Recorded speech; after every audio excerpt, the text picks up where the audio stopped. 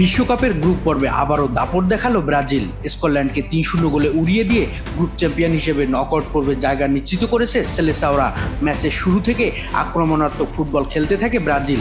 মাত্র ৭ মিনিটে গোলের খাতা খোলেন দুর্দান্ত ফর্মে থাকা ভিনিসিয়াস জুনিয়র। স্কটল্যান্ডের রক্ষণভাগের ভুলের সুযোগ নিয়ে বল জালে জড়িয়ে দলকে এগিয়ে দেন তিনি। এরপর ২২ মিনিটে আবারও গোল করেছিলেন ভিনি, তবে ভিআরের সিদ্ধান্তে সেই গোল বাতিল হয়ে যায়। তবুও থামেনি রিয়াল মাদ্রিদের এই তারকা। প্রথমার্ধে যোগ করার সময় ব্রুনো গ্রিমাইরাইজের অসাধারণ ক্রস থেকে হেডে নিজের দ্বিতীয় গোলটি করে ব্রাজিলকে ২-০ ব্যবধানে এগিয়ে দেন তিনি। এই গোলের মাধ্যমে ভিনিসিয়াস গড়েছেন ইতিহাসও। ব্রাজিলের তৃতীয় ফুটবলার হিসেবে বিশ্বকাপের গ্রুপ পর্বের টানা ৩ ম্যাচেই গোল করার কীর্তি গড়েন তিনি। এর আগে রেকর্ডটি ছিল রোনালদো ও রিভালদোর।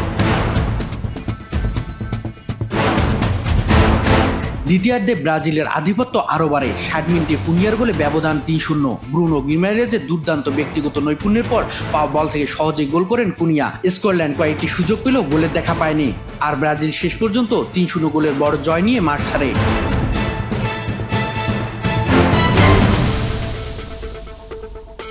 তবে ম্যাচের আবেগঘন মুহূর্ত আসে ৭৬ মিনিটে। প্রায় ৯৮১ দিন পর জাতীয় দলের জার্সিতে মাঠে ফেরেন নেইমার জুনিয়র। পুরো স্টেডিয়াম দাঁড়িয়ে করতালির মাধ্যমে স্বাগত জানায়। যদিও প্রত্যাবর্তনের ম্যাচে তেমন কিছু করতে পারেননি নেইমার, তবুও তার ফিরে আসা ব্রাজিল সমর্থকদের জন্য বিশাল সুখবর। ভিনিসিয়াসের জোড়া গোল, ব্রাজিলের দাপুটে জয় এবং নেইমারের প্রত্যাবর্তন সব মিলে বিশ্বকাপের মঞ্চে শক্তিশালী বার্তা দিয়ে নকআউট পর্বে পা রাখল ৫ বারের বিশ্ব চ্যাম্পিয়ন ব্রাজিল।